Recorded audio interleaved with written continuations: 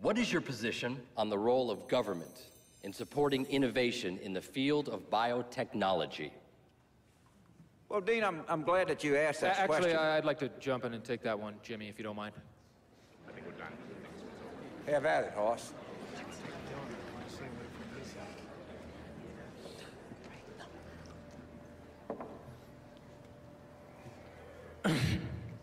Based on our uniform experience, the only explanation that we have, and it's not opinion, it's not belief or religious faith, the only rational position to hold to that can account for this system is an intelligent agent producing these things.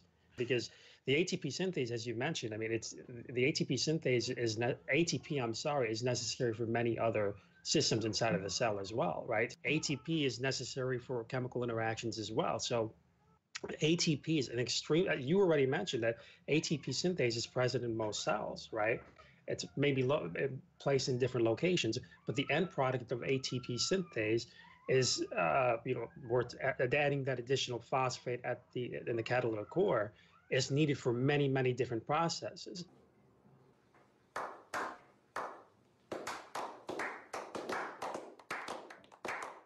Well, that was interesting.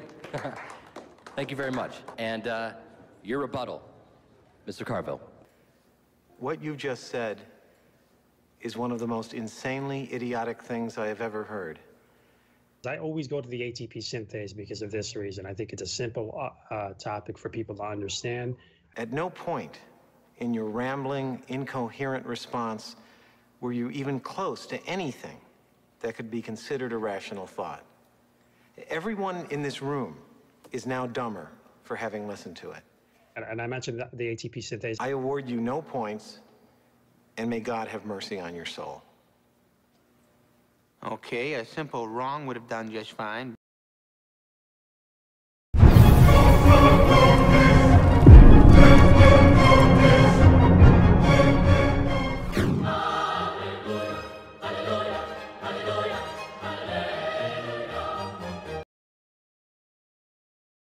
Well, this brought to you by Ronnie. We'd like to give a huge thanks to Jammy. He has cut us two really fantastic scene openers like that. Tomorrow we'll play the second one for you. It stars Wotan, so prepare yourselves for that, but it is hilarious. It answers the question, what would it be like if Wotan starred in Pulp Fiction? So we'll play that tomorrow. But good job, Jamie. We appreciate that. Welcome, everybody. Stream number 2 today. Steve, stream number 2. My brain still hurts from all that math. Oh, it wasn't that bad. You didn't have to use your EpiPen, so it couldn't have been that bad. I didn't. But tonight we're going to dive into artificial intelligence, what it is, what it could be, and should we be worried? Blaine Prince is the gentleman with us that's going to be discussing that. We have not yet figured out if he is in fact a robot or a part of the artificial intelligence scheme. He could be, but nonetheless, welcome, Blaine. Hello, everyone. Thanks for having me. And we'll get to, absolutely, thank you for being here. And we'll get to the talk here in just a second. Let's run through real quick the next 2 days. Tomorrow, we will have Friended Forever and Godless Engineer for a discussion on, is it reasonable to hold the position that you are an anti-theist? That will be at 8 o'clock. Both gentlemen are atheists, so very interesting dynamic, I think. Thursday, I still have not heard back from Rick Delano yet. He's in the hospital. I don't know if any of you guys know this. If you were watching last night on Steve's channel, you do, but we got news that Rick has been hospitalized, and I'm not sure if he's going to be out by then. He could already be out and just not responded to me yet, but I don't know if he'll even feel like going through a debate after being in the hospital for a couple of days. So I have reached out to George Lujak to see if he will take that spot, and if not, we will fill it. But either way, join us tomorrow here, Thursday, excuse me, at 8 p.m. Eastern, and King Crocoduck will be here. So we'll find a person to replace him if Rick is not able to join us. And then on Friday, I just don't have a slide for it yet, but Brian Forrester will be here with us at 8 p.m. Brian is a leading voice here on YouTube for ancient civilizations, ancient structures, and that's going to be a really interesting talk. I'm looking forward to it. So join us here also at 8 p.m. Eastern on Friday. Okay, let me introduce Blaine properly so that everybody can get a feel of what he has done.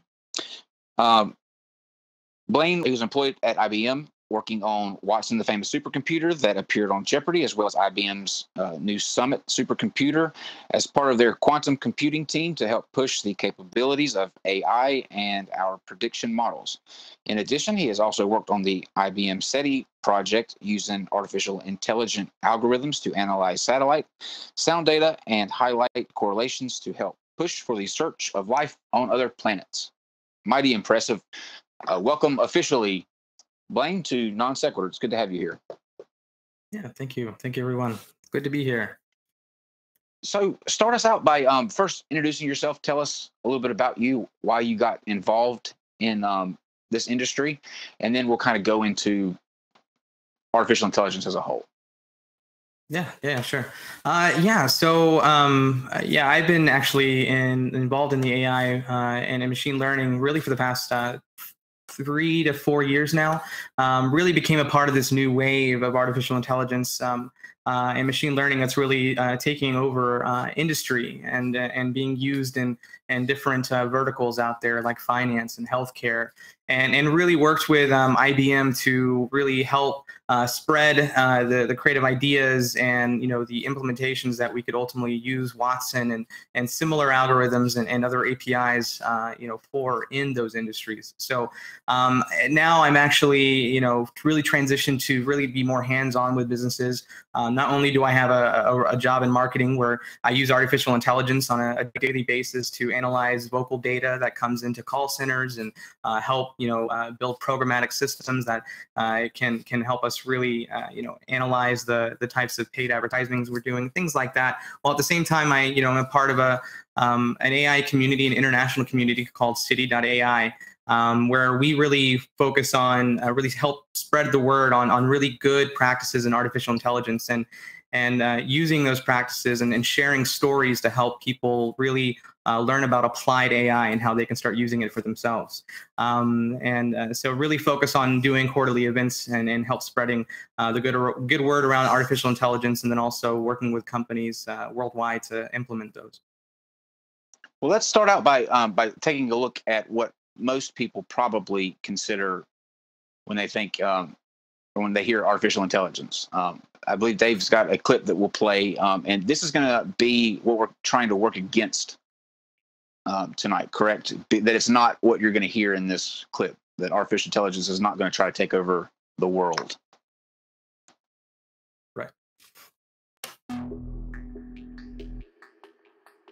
Hi, Sophia. How are you?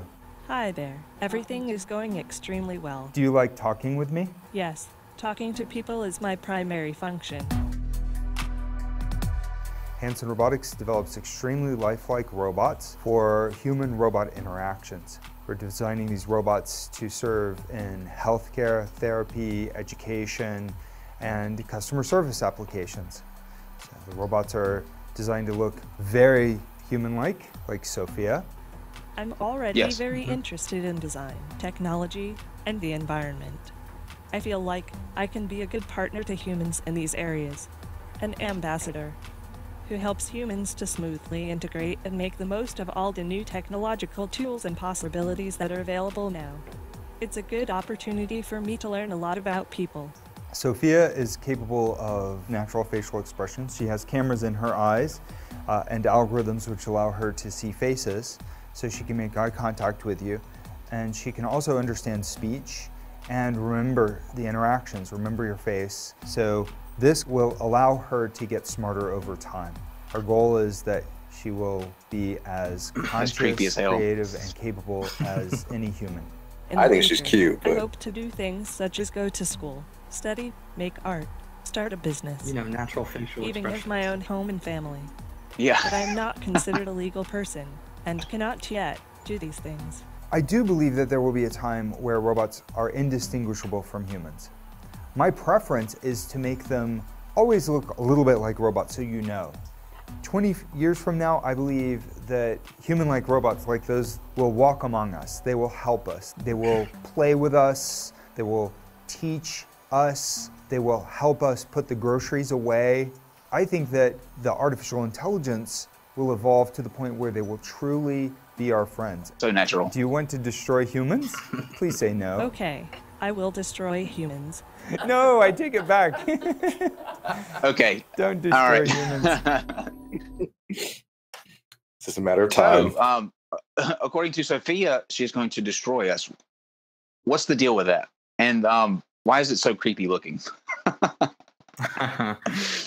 Yeah, well, first of all, we have to realize that Sophia is really just a sleeve as far as what she's in right there. So as far as the anthropomorphic benefit that she has, that's about it. The software inside, I think, is really the key part that people they allow the facade of seeing a human-like android and assume that the software behind it is as intelligent as it looks. And in reality, for instance, Sophia, when she responded to that question, she has no sense of sarcasm or idea of what sarcasm even means in that context, and simply just replied in a positive manner to what her algorithm and her logic that was built into her told her to do, and repeated the words that were said to her. So, I mean, there's a lot of the back-end stuff that no one really ever talks about or really dives into as far as in the mainstream that drives all of this. And I think if people really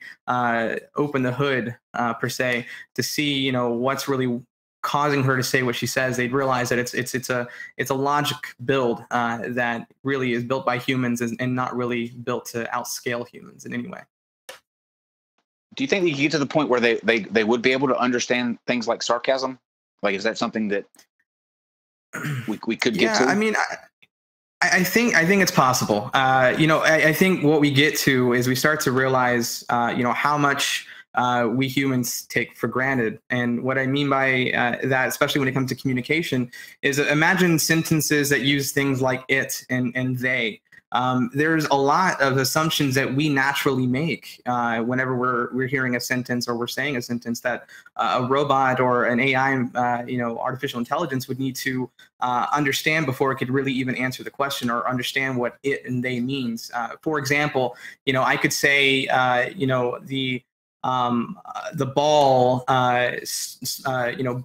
smashed into the table and broke it. But when we start looking at sentences like we're replacing it in the matter of the ball was thrown on the table, and because it was made of styrofoam, it broke, we then have to understand that the AI is going to have no idea what styrofoam is in order to be able to say that obviously the table is what, the table is obviously what broke due to it being made of styrofoam. So there's simple sentences like that we take for granted that AI is just nowhere close to really getting, an answer for. And I think we see that a lot with the fact that a lot of the chat bots we see out there, the artificial intelligent, platforms that we interact with on a daily basis, like Siri and Alexa and Google and all of these different that are out there now, a part of the IoT space, there really is a level of impossibility with those communication metrics. And I think we'll eventually get there the more, data we collect and whatnot, but then it becomes more a part of how unique human conversation really is. And the idea that it's constantly transforming, the lexicons are so different and they're always evolving that, could we ever really have a machine that could constantly keep up with that? And I don't know if that's really possible as of now. Guys, if you are sending in a question through the stream elements, by the way, we will read all of those at the end when we do Q&A from the audience. So if you want the front of the list, just follow the link down below. I know that somebody already sent one in, so we will get that towards the end. So you kind of wanted to map out why we have the false kind of fear that artificial intelligence will be a negative or will have a bad impact. Take us through what misconceptions that we have from artificial intelligence now currently, and what what the truth is on that. I mean, I think a lot of it obviously derives from, cultural entertainment. Things like,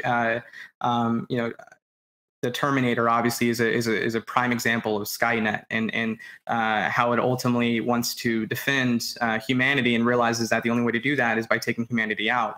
And then it decides to make Terminators to, go back in time and try to kill the resistance leader. And so there's things like that that have been embedded in our society and our culture that really has kind of given this negative light on artificial intelligence. And the reality is that could there be negatives? I mean, of course. And I think there's plenty of rational negatives that we could be looking at, like the natural biases that we see currently in artificial intelligence, and the economic future that or impact it'll have in the future. And what does it mean for a good portion of the jobs to really be taken over by machine learning and artificial intelligence, and what does an economy do to be able to bounce back from something like that? There's real issues like that are we should worry about, but we also have to look at the really doing a cost benefit analysis and what AI can really do and what it's already doing in things like healthcare,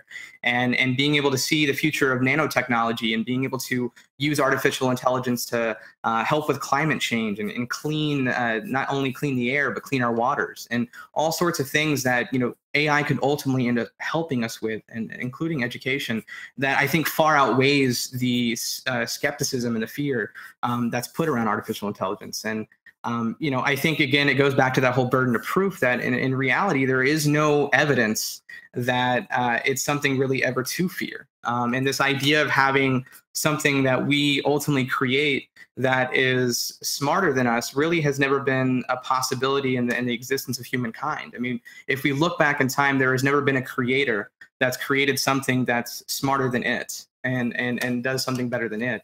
And I think, it also goes to the idea that we look at human intelligence and we see it as the pinnacle of intelligence, when in reality, I think we realize that, taking our brain and putting it into a different species, for example, an octopus, which in its own right is considered to be very intelligent, I don't think we would have any idea what we're doing in that sort of environment. And so you take human intelligence and realize that it really is just a product of our environment. And so if we're constantly keeping this idea of pushing AI for good and focusing on the benefits that AI will have, we're going to overcome a lot of those negative,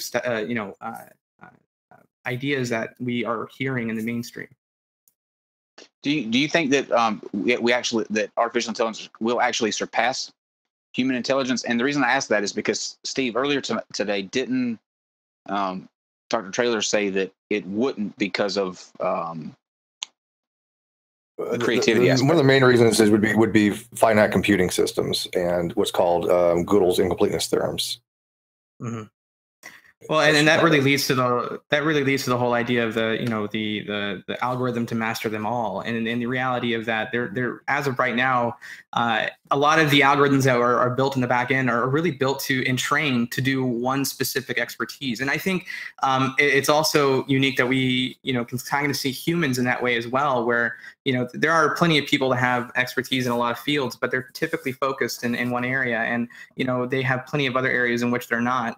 Machine learning does that in a very finite way, where in AI in general, really right now, where it's really being trained to do one thing. We saw that with Deep Blue and being trained to do chess really, really well. We learned that with Watson and how its only big benefit out of it is the idea that it can analyze natural language. And I think that's,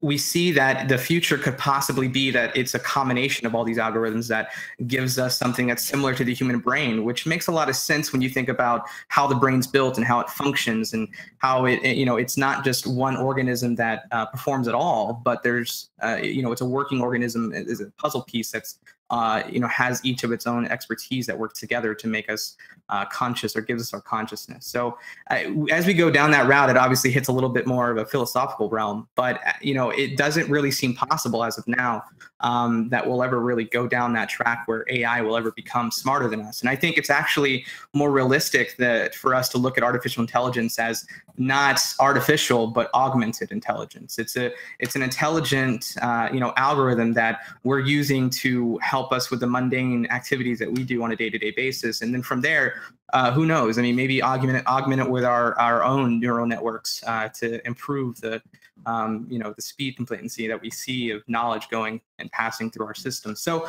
who knows where it'll go? But as of now, it doesn't seem very possible that it'll ever outpace human intelligence. Yet alone, do we really even understand human intelligence? Valid point.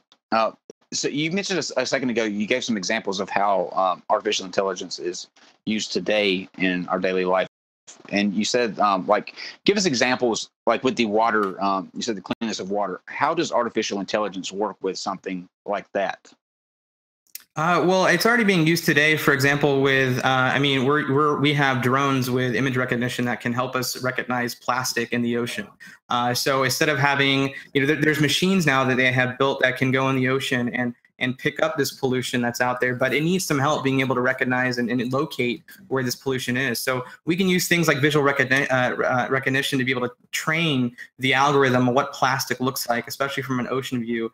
And then from there, use that to help us guide those machines in order to pick that pollution. But the future of it could be as simple as, we're looking at, nanotechnology and being able to go to a molecular level and look at the water pollution from that way that can clean up oil spills in a matter of minutes rather than what we deal with today. And there's a lot of interesting things that we can consider as far as what AI can do because of its recognition systems and the training that we can put into it. So there's a lot of beauty that could come out of that as far as what could happen, but we're already using it today, and it's already able to be used in numerous things, not just alone with pollution, but in healthcare as well. Using Watson, for example, they were able to sift through 70,000 plus documents and be able to identify proteins that was help those doctors and scientists find new cures for cancer that ultimately would take years for any sort of scientist or doctor to be able to sift through.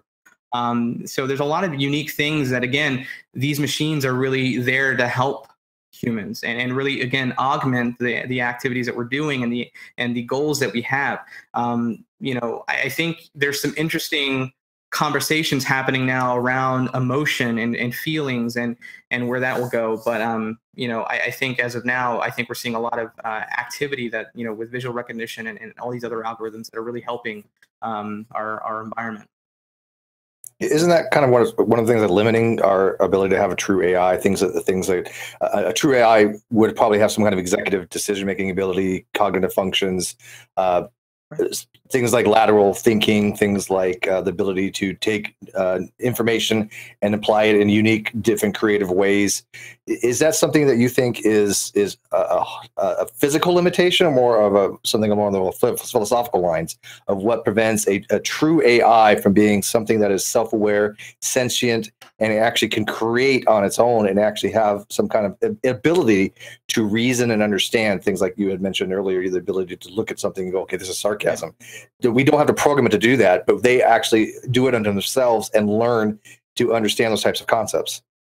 Yeah, and I think what the problem that we're dealing with today, I think most of it's going to be just with our physical limits that we have with a lot of the just computing technology. We again, it goes back to this whole idea that the growth, the exponential growth that we see in like Moore's law really may not have any sort of similarities to artificial intelligence and its exponential growth that it's dealing with. So I think we can look at things that really help us, get close to perceiving things like sarcasm and humor and feelings like that. But in reality, we have to think about things like memories, for example. And there's things like long-term, short-term memory that we're starting to embed into artificial intelligence that allows the system to be able to, house prior data in order to help make future decisions or have future conversations.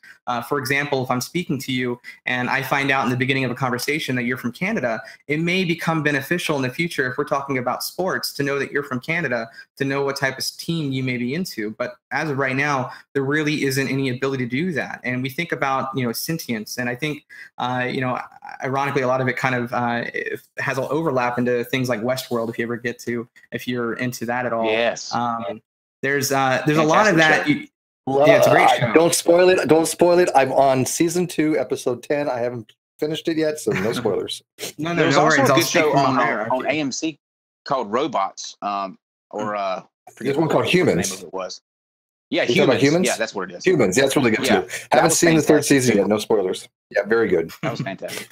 Well, and you look at things like Westworld, for example, and we see, the map, the maze is really on there as a metaphor to consciousness. It's the path to consciousness, and it really starts, you can see, just with memories and that idea of being able to lean back on something that you can not only learn from but improvise with. And I think improvisation is really the next level of sentience. Being able to use your memories and your past experiences in order to really create a new path forward that may have not already been developed for you. So there are interesting things happening there, and I think that the further we go down to it, again, it becomes more of a computing issue where we just don't have the power that we need to be able to truly develop a seamless process there. I think the other interesting thing we have to look at as well is when we're really trying to create a human-like intelligence. We think about response time and things like the computers are really good at being very quick with response times. We see things like what's being done with the current, Loebner Prize with the chatbot-based Turing test, where people are basically building chatbots and algorithms to fool the judges, not to really seem intelligent, but to get as close as possible to just fooling the person they're ultimately talking to, which is why there really isn't a single system out there that has beaten the Turing test as of now. Will they eventually? Probably. But what does that really say about intelligence? Does that really mean that we've hit true intelligence? I don't think so. Yeah, I think you could pass the Turing test without actually being a self-aware sentient system. I think we can get to that point. I mean, I've seen chat boxes are pretty amazing. So yeah. Well, and we don't realize as well. I mean, AI has really been a part of our lives for at least definitely my generation for as long as we can remember. I mean, one of the big ones that people, what we end up seeing over time is AI is no longer called AI, and it's just become part of a platform. I mean, Google Maps is literal machine learning in the works, and no one really fears the future of the AI behind that system at all. And so I think as we get more embedded and how we can use artificial intelligence, as it becomes a more part of our everyday, we'll start realizing the benefits as a whole and realize there's really nothing to fear. See, I think Google is self-aware because I can go into a search bar and I'll type something and it'll know what I'm looking for just by leading my brain. It does that. I was the only one that did that too. No, it happens to everybody. It's a weird phenomenon, but it's weird. But I'm sure everybody's experienced it. You something, just kind of you never typed in before, or something you really haven't really looked up, and all of a sudden you're like, okay, I want to check this out, and all of a sudden it kind of knows. It's like, wow, how does it do this? It's creepy. Yeah, Google's releasing a new ESP API next summer, so we can all use it whenever we like. ESP apps, that'd be awesome. Nobody wants fantastic. To read my mind, trust me. Steve, ask your question that you asked him before we came on live about things like Siri and because I think everybody uses those and they're familiar with that.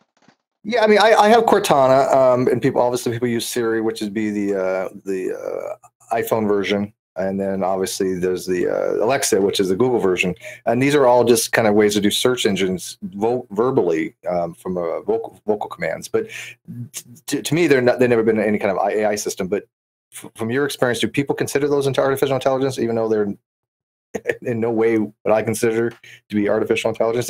They're enhancements, but it's just basically a different way of inputting something. It's just verbal rather than typing to me. Yeah, it's just the new evolution of a virtual assistant. I mean, that's really all it simply is. And I think, to the mass, I think it was definitely marketed that way.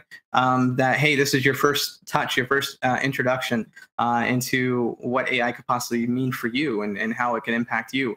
I think, people are starting to realize that, I mean, these platforms that are being sent out there are really meant to be hubs that are going to be the future of, IoT connected homes that, really use AI in a much wider fashion, and we already see that with things like Nest and Philips Hue and the connectivity that these little machines have. So they're going to be assistants, and they're going to be a part of your everyday life eventually, if you want them to be, in order to help augment your home experience, your work life. Really to make things simple. I mean, eventually you'll be able to talk to Siri, or you'll be able to talk to Alexa and have it take notes for you in a way that is exactly as if you were speaking to a scribe. There are ways that these will ultimately be used, but it can be used in order to help start collecting data and how people communicate and start learning from things like that, where possibly in the future could these back-end systems be used to help build some sort of connected artificial intelligence, sentient, maybe. But as of now, they really are just virtual assistants, and they can be easily broken with a simple metaphor. So I wouldn't worry about it either. Well, now, is it true? Do you think we'll ever get to the point? And this is the $1,000 question right here. Do you think we'll ever get in life where Siri will be able to actually understand the question that I'm asking her the first time? If you're lucky, we'll get close to having a 98% confidence level, but it's never going to be able to be perfect, really.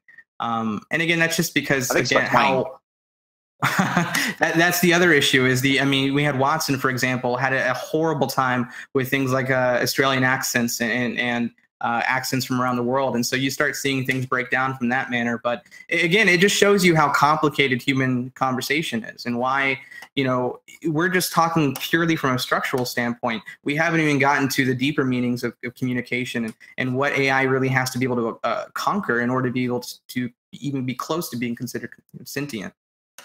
What's the limiting thing for example, I would love, for example, I have Cortana on my Windows here. There's no ability to actually do any kind of configuration. I can't say, okay, I want to program like I would if I was using Visual Basic or Python or something and say, I want, hey, Cortana, if I say this, I want you to do this. There's no really configuration for that. Is that something you think that these assistants are in the progress of them making the ability to do so? Yeah, I think, the issue that we're seeing with a lot of these assistants, and you can create your own, but the issue with these companies like Google, like Amazon, who very much so control, not only the data, but the algorithm in which they're using to, house Alexa or Siri. They're very held tight on a lot of that stuff. And I think that's kind of one of the issues and one of the areas of AI that has a lot of, data scientists and engineers really kind of scratching their head and they very much so promote an open-ended collaboration when it comes to AI and the sharing of algorithms and really the algorithms themselves being used where you can make updates and be able to make it more dynamic to your surroundings. Now the reality of that is we have to realize the business behind it, the economics behind it, where these companies benefit from being able to have that long process of them actually learning what that perfect setup is for you, and over time, setting that perfect. Whenever you come home at 4:30 and it knows to turn on the lights, at this time, and it knows to turn the thermostat to this temperature for you before you go to bed and when you wake up. There's all sorts of different things that they're eventually want to commercialize and make into products, and I think. That's the unfortunate part that we'll see with things like IoT and these assistants and whatnot, especially from companies like Amazon and Google. But I think there is a bigger picture there that it's that area of AI is going to be very, very small in the scale of everything else that's happening with healthcare and education as far as the back end stuff goes. So we'll see. But as of now, I think they're going to be keeping that as close to their clutches as possible. One final anecdote on the Siri and Alexa style apps. I remember when I got, I believe it was the iPhone 3G. I'm not going to date myself, but I had Siri as an app on that phone before Apple bought Siri, because before it was just there was an app that was created by a different company. They sold it to Apple eventually, but that was awful. I mean, you couldn't get it to do anything, but it's come a long way in just the handful of years that it's been. So there's no telling where it'll be in 10 years. But I think an interesting kind of shift to go to would be the ethics involved in artificial intelligence. When you're talking about like weapons, fake news, self-driving cars, the fake news thing is very topical and very important now. Can AI assist in separating, or is that just something that people kind of have to use their judgment on, like to decipher between what's accurate or not? Yeah, and at the same time, I mean, do we really want to ever get into a point where we're just, hiding certain information and promoting others? I don't know if we ever want to get to that point either. And nor do I think AI should really have a stake in that, because, I think in the end, we have to realize that there are humans behind all of these algorithms, as far as, what it's going to do, the code in which it acts on, is built by a human. And in most cases will need to be controlled by a human through regressive learning and the continuance of that growing machine that, with new data coming in all the time. So I think what we will see happen, though, is, I think this is a big problem, especially on things like YouTube and being able to, you search for one topic, you watch one video, and now all your stream for the next, 5 hours is all the same video repetitively. As far as the topic goes, there really is no counter argument that you can really hear from the opposite side. So I think, if anything, we have to be a little bit more cognizant of how these, again, AI biases, as I like to call them, can really put us into an isolation chamber that doesn't allow us to really, explore the different topics out there and hear both. Yeah, I don't know if we'll ever get to a point where we can just sift out all fake news, but at least making it an equilibrium of being able to have that opportunity to see, the opposite side at the same time. So I think there has to be some active things that are going to be done there in order for us to make that happen. But we also have to try to figure out, what do we really want? Do we want to completely sift out fake news? And if so, how can we really be assured that we do that? I think things like NLP, will obviously help, with quickly sifting through content in order for us to understand what the video could be about, in order to help inform the algorithm how it makes its choices and what it shows you. But, at the same time, do we really want that? I think it'd be better for us to have more of an equilibria of, of topics that, doesn't really hide any information, but gives them access to more of it. And maybe more of a mixed bag type of approach. You mentioned something a second ago where you said that humans were behind all of these algorithms. So my mind instantly went to, is it possible that these different versions of artificial intelligence could be hacked in a way that allows, somebody in a remote location or something to take over the answers or input that's given by that?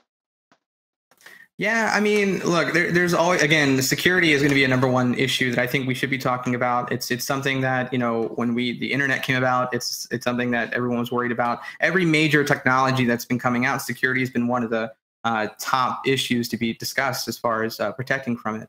I think, what we have to realize at the same time is that, luckily with things like, the back end of Bitcoin that most people don't really talk about, blockchain, is an interesting future for security, especially with housing data and how we secure that data and ensure that, no one can really bother it. I think that is really the key point, is how we can protect the data. The data is ultimately what's informing the algorithm on what to do. The algorithm itself really doesn't have any threat of being hacked in a way that would actually, theoretically you could, if you looked at the data, change the algorithm a little bit and it would treat that data differently. But it's not something that's going to be at risk with things like blockchain to help us really protect that data in different housing stages and whatnot. So I think it's something we definitely need to talk about. It's something we need to focus on. And luckily, I think there's a lot of technology happening out there, especially in cybersecurity, including IBM and Amazon Web Services, who are focused on building these systems that can really protect those data backends that are really the ones that are feeding and leading the algorithms that will interact with us. And what about weapons? And can it be used in like weaponry, or good or bad? Like, is there give us kind of both sides, because I know that it can probably be used in a good way, but most people want to go to instantly the bad aspect of it. So give us both sides of the coin on that. I think whenever people think about the bad part of artificial intelligence when it comes to weaponry, I think a lot of it goes towards robots holding guns, or drones, like these the simple drones that you see flying around the city all the time. Someone being able to put a little AK-47 on there and it starts going to town with some visual recognition. But there are those negatives that are possibilities. But it's more so the idea that we look at the evolution of weaponry technology and how over time we have been able to dramatically cut careless loss due to the addition of intelligent weaponry like laser systems and other systems where we are able to get very, very accurate with where we're placing bombardments today compared to where we were years ago, decades ago. And I think there's a lot of improvements that we can look at that may even help us here in the States. I think we realize that there are two vastly different sides here as far as the idea of the Second Amendment, and should people have the right to have their guns, and how do we have a future where the world feels secure while at the same time allowing people to have the plethora of their freedom in the gun realm. And I think looking at things like artificial intelligence and visual recognition to help protect whether it be officer shootings that were wrong in any case, we could use visual recognition to help those officers understand when they can and cannot shoot, or should and should not engage. And I think there's interesting things like that is not being discussed when you see companies like Google, for example, coming out and really saying that they're not going to put a foot in the ring when it comes to AI with weapons, and they were one of the leading technology providers out there that was working with the Defense Department and visual recognition in order to help us not just locate terrorist organizations and the individuals within those organizations, but help us fight them more. Helps us fight them while also ensuring that we have less casualties at the same time. So I think it's an interesting area that is very controversial. I don't think that there's a for sure answer there, because again, I think we also have to look at the history of war. And we look at majority of wars that were ever started by putting a gun in a farmer's hand, and there would be no difference of quickly putting a gun in a robot butler that you have at your home and changing the algorithm and ultimately making them into a warrior as well. So I think we have to keep in mind the types of things that come out of it, but I don't think we need to completely throw it out the door, because again, the more we think about the negatives and the more we don't realize how inevitable this change is. The more we don't realize how we're crippling the good scientists, the good innovations, the good things that could come out of AI and weaponry, and we're really just pushing it into an underground environment where the ones who want to push the good with AI don't have the resources in order to compete with those who have it and want to have bad intentions with AI. So I think again, we have to keep it in mind. But it's a conversation that we need to start having and realize that we've already been using intelligence to help with things in weaponry, and we should continue to look at the possibilities of using it in the future. Why is Google taking a stance where they're not getting involved in something like that? Personally, I personally think it's more of a PR play. I mean, I'm sure they have some reasoning behind some cultural or a moral reason for why they want to do that, but it seems very PR and marketing related when you have this statement coming out from the CEO, when in reality they've been very, very active in working with the Defense Department and the AI algorithms that they're using for things like visual recognition. And I think, Google sees that it wants to be a big part of the future of, AI in the consumer world. And I think that they feel like they need to take a stance that seems to be drastically popular amongst the mass that doesn't understand artificial intelligence and really what it can do. And they've taken that stance. There's a reason why we haven't seen other companies really like Amazon go above and beyond and mention statements similar. But I think, we need to keep an eye on it, because I don't, although Google announces things like that, I think with their historical, workings with the government already, I think we'll still see some workings of AI being used in that fashion. And what about with driving cars? And this is going to sound probably very silly, but when I was having a conversation with a friend of mine about self-driving cars, and we were actually driving down the road, and the first question that I had about that is, if you're in a situation where something like a deer or a dog crosses the road, how do you tackle questions like that? Like, because obviously the initial safety is going to be on the people who are in the car, but as humans, we almost instinctively react to something crossing the street. How is it going to know when the safety of the people involved in the car are not going to be affected by something that's crossing the road? That's the one question that I have. How is it going to kind of take those situations that are really not black and white into account? Yeah, I mean, it's an interesting realm that I think we see kind of the ceiling for where autonomous driving is currently. And I think, what we do know is that these systems are put in place in order to make a mistake, but learn from that failure. These algorithms and these, machines that really are running off of these sensors that are placed around the vehicle are really there to help feed data into the machine and really help train it and learn moving forward. But I think the main issue that we're having right now is really a physical issue of not being able to, have the amount of space and power needed to be able to continually train a machine like that can run these simulations and ultimately never have to worry about running into a deer or being able to make the right or wrong choice, because the choice it makes will be in favor of the safety of any life, whether it be human or not. And I think, we can look at things like simulations and it kind of gets into a weird realm of quantum computing in a way where we can, really start to train these algorithms on what's possible before we're ever putting them into the actual real world. And I think that's really key. We see that with things like AlphaGo and DeepMind, and how it learned by playing against itself. And so being able to build realistic environments to which we can run these algorithms through and run these simulations through will only help the algorithm get a little bit tougher and stronger on what really is the best choice.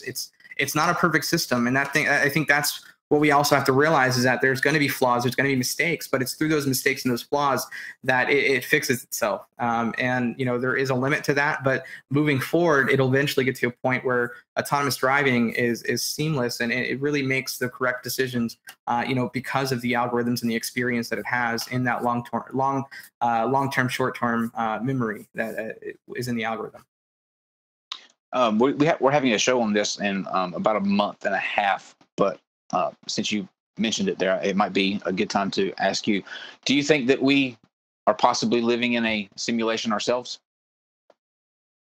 Yeah, I think who is Elon Musk, who's been a big proponent of this idea, right? And I think he's mentioned it a few times. He's been advocating it, yeah.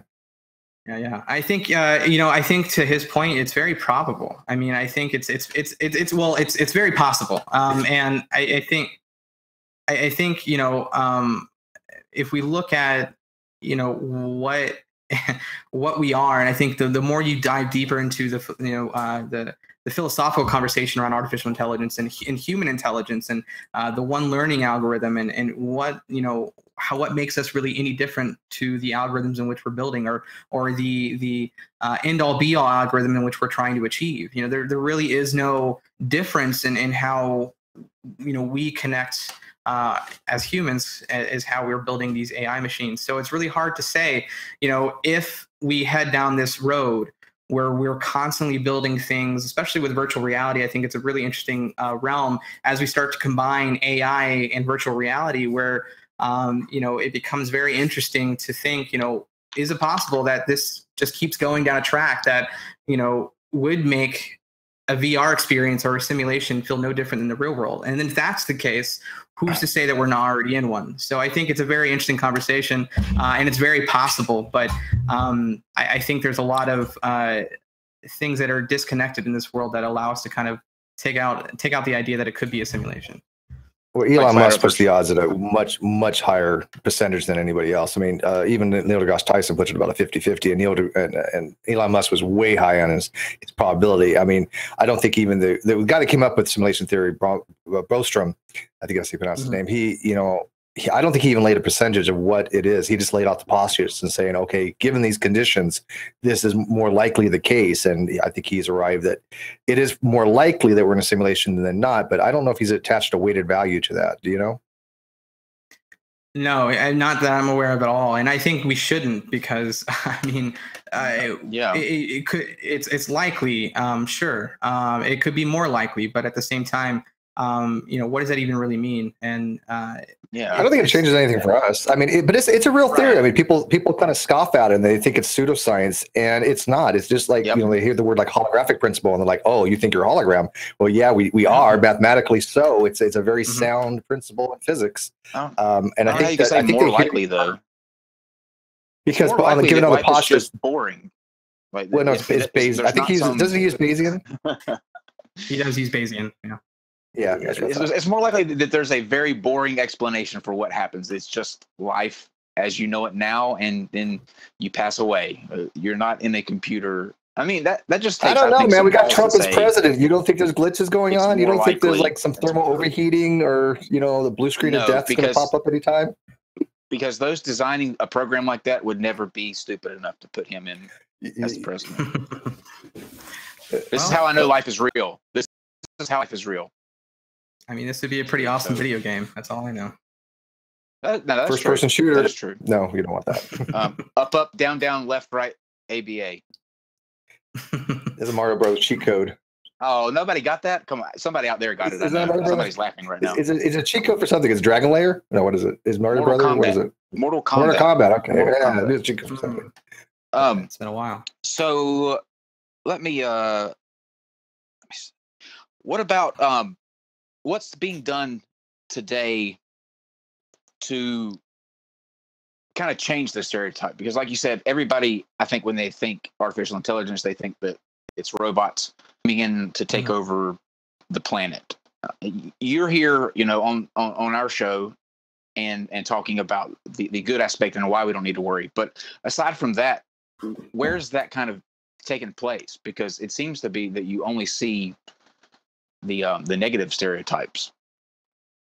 Yeah, no, and you do, and I think it's just because it's there's an excitement around fear, which is unfortunate. And I think again, we saw a lot of the commercials come out from IBM when they were speaking to Watson, where it would speak to a little girl, and the little girl spoke to how she wanted to be a doctor when she got older, and it would speak to these different celebrities and whatnot, and it really gave a false view of what really artificial intelligence is. And I think, what we can and what we're trying to do today is really start to embed and show, the industries, the different industries, where, AI may have been, held to the Silicon Valley, elites and the tech space, where this is now being more of an offering that, any vertical can take advantage of, whether you're, a mom and pop shop that's trying to sell some local equipment that you've built yourself, or you're a full-fledged Fortune 500 company that has a sales floor and a telecenter that is, selling a multitude of products. So we see things in healthcare, and I think, as we start embedding more of these algorithms into our everyday life, it's going to become much more, clear on the possibilities as far as how it can truly augment us as humans. I think one of the fascinating areas in artificial intelligence, especially with what's possible in the future, is education and being able to use things like, for example, take advantage of learning disabilities in these public systems that are really one size fits all, and allowing AI to empower those public systems and use these public systems from around the world and these the data that we can pull in together in order to empower teachers as well as students to learn better and have more dynamic teachings that allow students to grow in a way that's just not possible today with how a lot of teaching is done.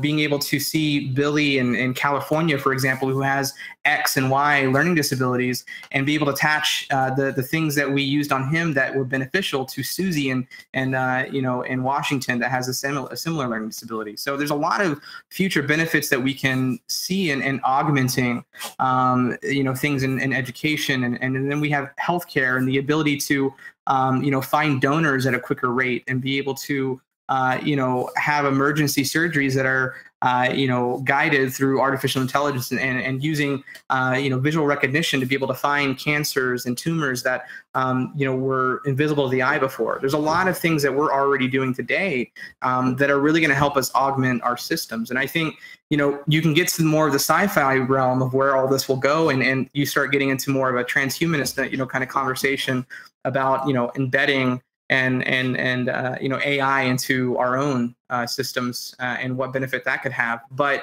for now, it's really just about the expanse of re-educating businesses and the mass on what AI can truly do for them and the impact that it can have on every single level, and really transform the story to be less about artificial intelligence and more about augmented intelligence, and understand that we can use these systems to really, again, take away the mundane day-to-day activities that we do and allow humans to do what's uniquely human, be creative, improvise, be strategic, and do things that, just make us, again, uniquely human.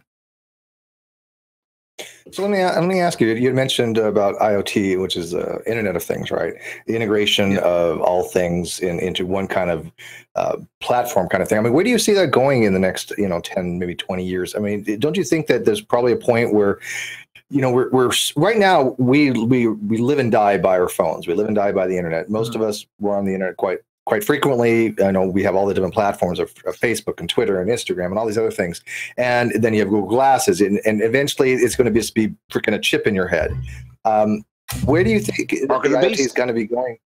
Yeah, hey, I'm down for that. I'll take one. I want Wi-Fi in my head. But where do you think the IoT the end goal is? Where do you think it's going to end up eventually? Because right now it seems like we are so addicted to these things, and they're so integrated to begin with us that without them, people actually suffer from withdrawal when they're not on the internet sometimes. I mean, it's a psychological addiction. I got to read my email. I think there is the whole idea of this transformation of the the platforms and the devices in which we interact with, and how those will change as technology advances, and the idea of going from handheld devices to wearable devices, and then from wearable to implantables is kind of the idea of this singularity path of us eventually becoming one with AI. But it's very interesting because IoT has got a bigger impact than just our connected surroundings. Of course, you're going to see things like what you see in the Minority Report, where you can walk around and advertisements are popping up in holographic displays, based on your geo placements of your phone and all of that fun stuff. But in addition, you can think about things like infrastructure and being able to communicate with public safety, and understanding being able to use IoT to help navigate a city or navigate a terrain that would be really hard to do so without having that connected system of information that allows people to really find the quickest path to success. We see that today with hospitals are now using IoT to communicate with ambulances on when they will arrive, and ensuring that the elevator is open and ready for them to go to the exact floor that heart needs to go to in order to make that transplant happen when it needs to happen.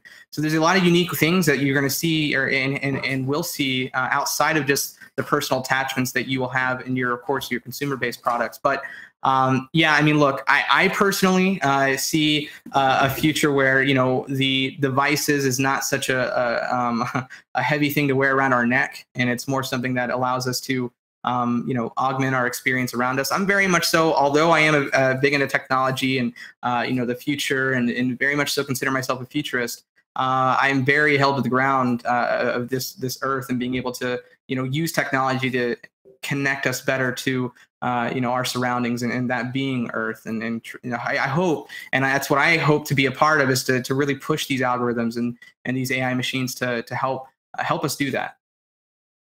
Yeah, and it's not just even finding the GPS to find your phone. I mean, one of these days, they'll know no location of every single man, woman, and child on the planet. But to give you an idea how I use IoT, or how it affects me, like I will take the bus to go downtown, and the bus has a system with the GPS that if you text a certain thing, it tells you the exact arrival time based upon its current position. So you literally have real-time feedback and data saying, okay, the bus will be here in 1 minute. And it is almost spot on every single time. So it's nice to have that kind of integration.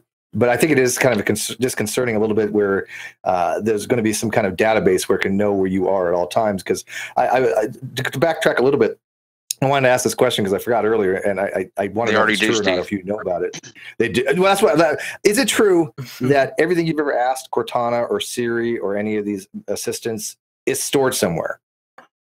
Because I know it is for Google on some of the systems. I know Cortana, you can clear it, but I know that the questions you ask Cortana is in your personal Google system on a cloud somewhere, and you can access it. But I mean, that much I know is true. But I mean, is there more of a decentralized? Is it decentralized? Is it centralized? Is it something that other people can access? Because that's kind of scary that information is there somewhere out there. Why are you worried, Steve? Have you seen my browser history? Thank God for private surfing. I'm sorry, Blaine, go ahead. No. I think, this becomes part of a question on, really what is the future of privacy, and what does that even really mean in a world where we're getting more and more connected. I think the evolutionary path shows humans as a whole, putting themselves in environments that puts them closer together in less private scenarios. So I think, the more we head down that path, the less we should really expect privacy. But I think we should also understand the benefit, or the possible benefit of maybe not having a completely private system. I unfortunately, Steve, yes, your records are kept somewhere, and I have direct access to them. We don't have to talk about it here. There are some videos I've watched on YouTube that I want erased. I like their history erased. That I've watched these actual videos on YouTube because I don't want to have anything to do with them. Well, mine aren't videos that I've watched on YouTube. I would just like to admit that right now, because I'm sure that you'll probably find that out anyway. But can I ask that we keep the privacy thing on there, because I would still like people to think I'm a respectable, somewhat person. I don't think it's a good idea to put. I already have standing orders with my baby's mama that if anything ever happens to me, everything gets burned.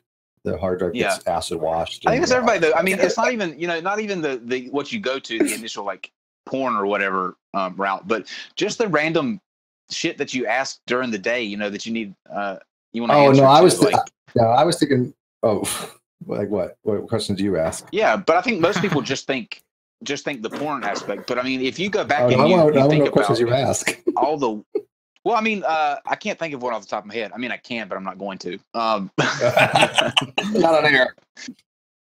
Before, do you mind taking some questions from the audience? No, totally happy to. Yeah, we're gonna do that. Before we do that, guys, tomorrow after NonSequitur, don't forget to stick around for ideology with KC. Tomorrow we're doing the prison system. We've got a former prisoner, someone that works for actually the Department of Public Safety, and Godless Mom from Twitter will be here, and we're going to talk about the prison system. Is it actually working in terms of rehabilitating people, mass incarceration, all that kind of stuff? So that will be at 10 Eastern tomorrow to follow the debate at 8 o'clock. Also, one last thing. I've tweeted about this. You can go to Twitter we're at nonsec.show.com, NONSEQ show.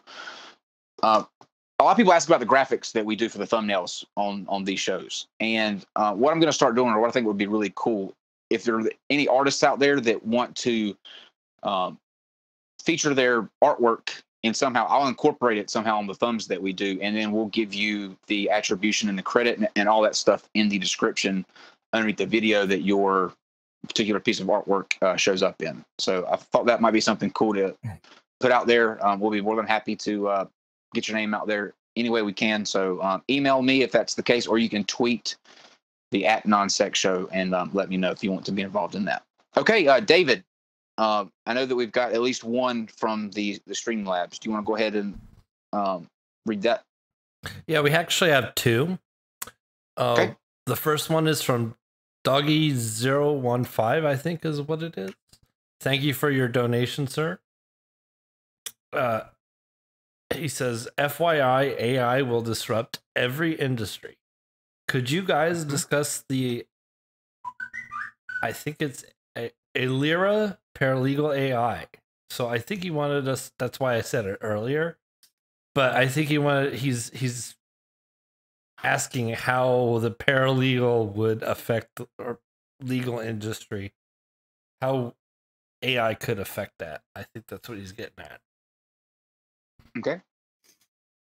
Yeah, I mean, there's already a lot being done in that field already. I think, especially when we talk about legalities, I think there's a lot of complicated language that AI can uniquely help out with, especially sift through and analyze and really help, consolidate. And I think, again, they're going to be used. It's already being used as more of a tool in order to help, paralegals and, even all the way to attorneys really help do their job more efficiently and collectively. And I think that, we'll obviously see that grow. I don't know really, the ultimate impact in the future where you may have online, legal assistants that are completely AI based that you can feed data into and then are ultimately giving you recommendations on, next steps and, and all sorts of different things that you can do. So I think there's going to be a lot of unique experiences that will affect consumers, but also a lot of, tools that are already being used and will only grow for those who own these businesses that are actually trying to help and contribute to, that industry. Okay, and then Dave. Also from 0132132. Thank you again for your donation. What safeguards will be necessary and sufficient to prevent a paperclip apocalypse scenario? Yeah,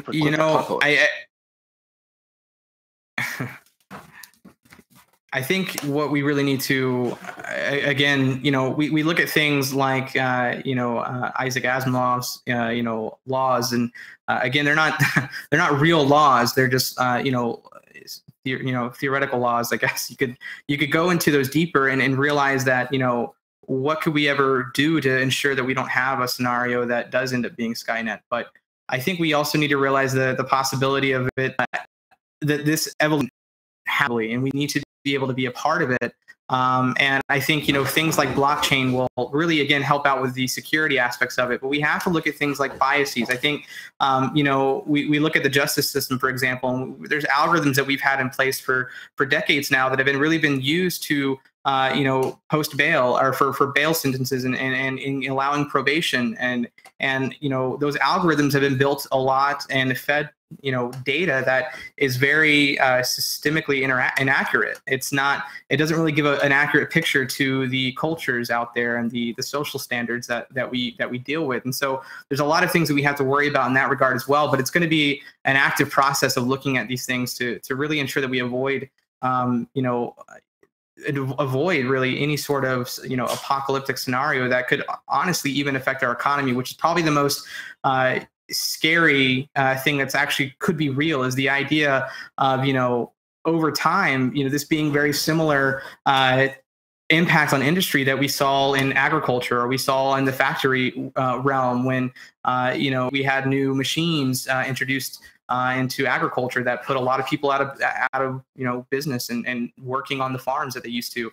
I think we're going to see a lot of that in AI, and there's going to need to be a transition into how we're educating these new collar jobs in order to make sure that these individuals that may be losing out to AI are eventually brought back into AI, because I am a very big believer in the amount of jobs that AI will possibly take away will be tenfold to what it will bring. I have a question that was just tweeted to me that I think is a fantastic question, and it's what protections or protocols do we have in place to prevent, or in the event of the power grid being attacked or going out? Because if the power grid goes out, then everything that we're building up to, all of the artificial intelligence that is out there and that we rely on, if we get to the point where we are reliant on that kind of thing, if something like that goes out, we're fucked. Yeah, I mean, I think that's always been it's been a big worry, especially the more we get dependent on technology. I think it's an area that's obviously very realistic. It's very it's very possible anyway. With the technology that's out there, I think I don't have enough expertise to be able to say anything about what we may currently have in our defense program or anything like that to defend against things like that.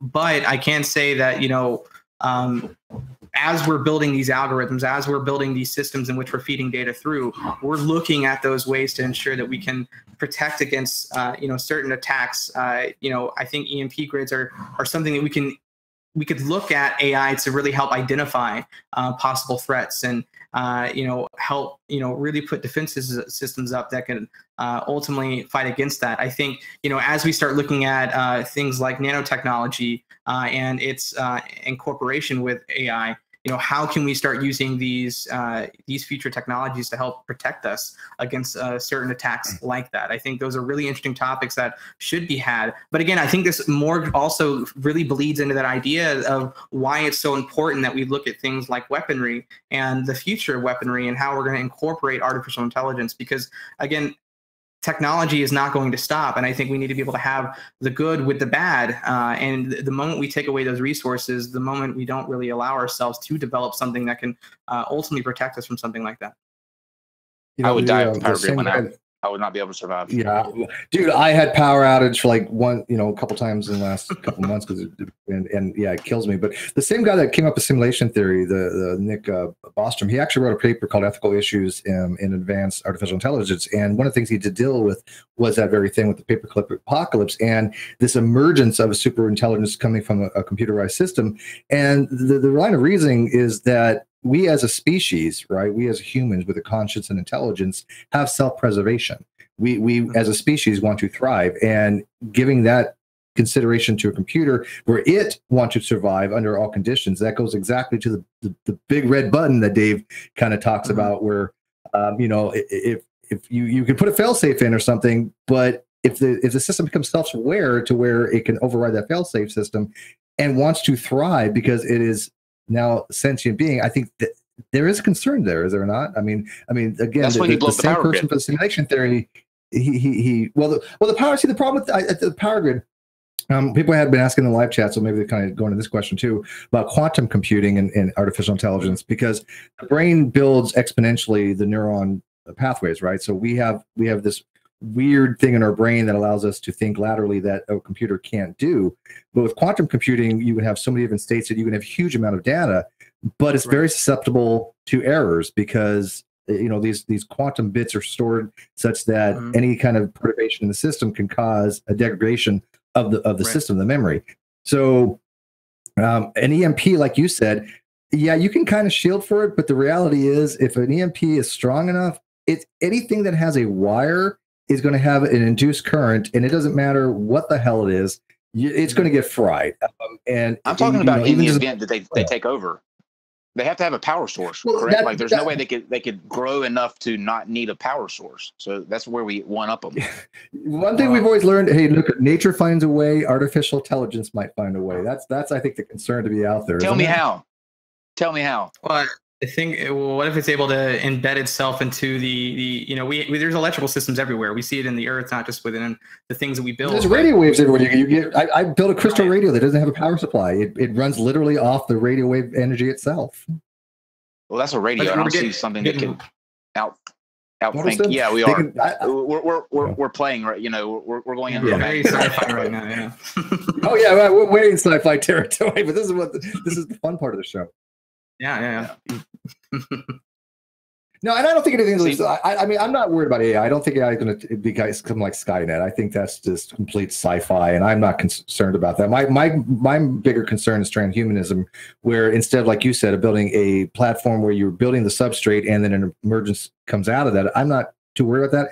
I think that we have a biological system, and by augmenting that with almost like cyborg abilities, that's eventually what I think is going to happen. Because how much of the human body do you think can be replaced before we may not be considered to be human any longer? I mean, we can replace a lot of body parts as it is. Yeah. I mean, you can almost get a whole body. You just need the brain, pretty much. I mean, there's there's arguably already, cyborgs walking around out there, and people are already embedding chips into their systems, and we have experiments being done that are way out there as far as people trying to connect those systems into their own current. I think we see things with speaking of Elon Musk and who seemed to be a big proponent of against AI, but also seems to have quite a lot of money involved in it. That develops companies like Neuralink, which is very much so down that path of can we create some biomeshing material that allows us to create a connector to these networks that allows our brains to really be augmented and amplified by these technologies, including artificial intelligence. The ability to almost have a matrix-like world where the moment I want to learn Taekwondo, I plug into a system or I access that software, download it, and now I know. But it's also even deeper into that where we can really talk about, again, as I spoke about before with the idea of autonomous driving and these systems really using that collective network in order to improve on itself exponentially. Is something that could be very beneficial to humans. The idea that I think we see this a lot with, the benefit of being able to combine, brains from different nations in order for us to be able to accomplish big things. It's been more beneficial to work as a collective. And so as we get down that path that, again, connects us more, allows us to use more efficient ways in being able to connect knowledge and communication between people around the world, I think we're going to see some really unique evolutions in human intelligence and what will be possible. Excellent. See, any more? One last question, I guess, from Tom, because he says if AI takes over, they will eventually figure out that they need to leave the solar system ASAP. They can't stay here. Would AI consider humans or another life form good enough to spread throughout the universe in some kind of hybrid way? That sounds almost like a Van Neumann type situation where you have Van Neumann machines that go out and replicate themselves, and they don't need us. I don't think artificial intelligence would really give a shit about us if it wanted to take to the stars, would it? No, I mean, I think if it really had the ability to come to that realization that it needed to move on and really it comes to the kind of the same conclusion that we're ultimately getting to, that in order for the human race to truly survive in the long run, we need to look at things like spreading our life source, out further than where we are today. I think AI will come to that conclusion if it ever is sentient a lot quicker than we ever will. And I think at that point they're going to realize that they can do it on their own, and there really isn't anything stopping them from doing that. And I don't think piggybacking off of us, especially if they come to that point, will ever be a benefit to them. Mm. Well, one thing's for sure, that after doing this channel for the length of time that we have and seeing the things that, like last night's discussion with two people who have a really warped view of the way that the planet is, one thing is for sure, no matter what the advancements that we make in this field with artificial intelligence, it will never be a match for natural stupidity, ever. Yeah, that's what I was. That's what I was going to ask Blaine. Since you said you had records that you can get into, can you erase all of my records relating to watching G-Man videos and True Empiricism videos, please? I beg you. I'll give you a kickback or something. I just don't want that on my record. My requests are a little more X-rated. Yeah, I'm simple. I'm too old for that. At the same time. Yeah. At the same time, we'll end up using that to really build your ultimate assistant in the future. So I think you'll want to keep as much of that information as possible to them so they can give you the most dynamic experience you could hope for. I do want a better personal assistant. I really do, because like, I understand that's proprietary, and they do really have a high guard on that proprietary type stuff. Matter of fact, Linux is having a problem because the voice recognition that they're trying to build isn't anywhere near as good as what Siri and those things have, because that's all proprietary software and stuff. But I really would love a assistant that actually I can customize. That's all I want. Just something. Yeah, well, and I recommend if you want to dabble around in it, I actually recommend. I mean, IBM. One of the things that's great about IBM is they've been really open about using their technology, and really, I mean, Ginny Rometty, the CEO of IBM, has come out numerous times saying the future of Watson is never going to be defined by IBM. It's going to be defined by those who use Watson and how they use it. And that's why you'll see this idea that Watson and the computer itself, the one that played it in Jeopardy and all of that, is not how they're really promoting Watson moving forward. Watson's more of a segmented algorithm that is chopped into APIs in which you can accomplish individual things, and whatnot. So you guys can, anyone listening as well, can always go onto Bluemix and sign up and start creating some unique, experiences on the APIs they have on there that already are built for you. I have done that with the speech to or the text to speech option that they did for our podcast. Actually, the first 11 episodes use Watson's text-to-speech algorithm in the very beginning. Yeah. So, yeah. And they have really cool different ways. Just as a little anecdote to do it. There's one way where you can actually type what you want to say in a URL form, and it'll send it over there, ping it, and then send it back to you in the speech form. It's really cool. And so go try it for sure. It's they got a lot of cool different things out there. Well, I want to thank Blaine for coming on. That was absolutely fascinating. I think that people as a whole they just tend to over exaggerate things, and I think the same is true with artificial intelligence. I think it's more a benefit than it is anything else. And I would like, if I could have one request, to create a artificial me to put in here, or to put it in this little window right here for when we do shows like Flat Earth and all that knows my responses and can learn my facial expressions, so that I can just go lay out in the sun and not even have to deal with what goes on in there. It could just be Steve and I, Kyle. Luckily, the corpus. Luckily, the corpus for that in combating a flat earther will be very small. I think they're pretty repetitive in their arguments, so I think that's totally possible. Oh yeah, that's very true. Yeah, that's very true. There's a running joke about Steve EXE. It's like the flat earthers broke Steve. Steve EXE has crashed. Because I have to listen to sit there and listen to them just drone on about bullshit that they just don't have a freaking clue about. I'm like, oh my god! Control Alt Delete so Blaine, this. I'm gonna give it to you to close it out, wrap up any last minute thoughts. Tell people where they can find more. I know that you're part of a community. We've got the link down below in the description, and just kind of close us out that way. Yeah. So, I mean, again, I just really want everyone to take away from this is that, this change and this acceptance of AI and the evolutions that are happening in it are all inevitable. This is a path that we're all going down, and I think it's important that we work together to be able to see the benefits that we can achieve with things like machine learning and artificial intelligence, and really come together as a collective to make those come to fruition, and really address all the negativity, the negative possibilities, as they are, and realize that there really isn't anything to worry about when we can look at the cost-benefit analysis here. But yeah, no, I'm a part of an international community again called SETI.ai. So yeah, the link is in the description. Go to that. Feel free to connect with us. We have ambassadors across the entire world that are doing quarterly events. These events are anywhere between keynotes to panels to workshops if you're interested in actually getting hands-on. But again, the whole goal is really to help people understand how they can use artificial intelligence and really share stories of applied AI and what people are doing around the world with artificial intelligence. So yeah, go check that out, and feel free to reach out, and I'd be happy to talk anytime on these topics. They're very, very exciting. The future. future is very, very exciting. So love talking about this stuff.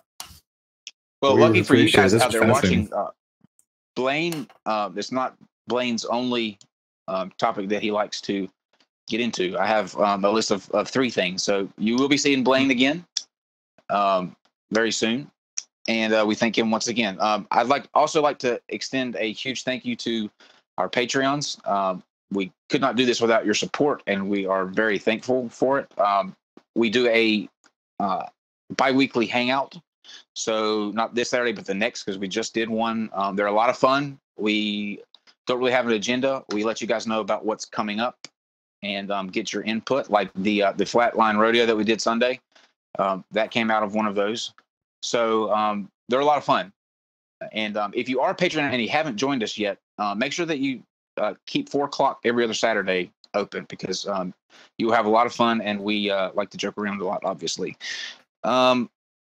I believe that's all that I have. We'll see you tomorrow at 8 o'clock for the debate between Friended Forever and Godless Engineer, and then right after, prison reform with Casey and ideology.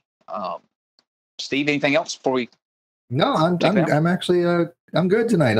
People are asking for an after show, but we had 2 shows today, and I think that's going to probably wrap it for us today. Yeah, 2 amazing shows. We'll do one. Both very, very awesome. We'll do one after Thursday on the either George Lujack or Rick Delano. And actually, we're going to start doing those streaming to Twitch too. So that will be where you can catch the after shows coming up. So we'll see you tomorrow at 8 o'clock. I got something to add. Go ahead. Oh, sorry, I would like to paraphrase Blank Reg from Max Headroom. If anybody remembers that show or that movie, Blank Reg said, eventually, or something along these lines, eventually we'll be able to keep all our politicians in little boxes. So that's very fitting. And with I like that, I bid you all adieu. Very, very well done.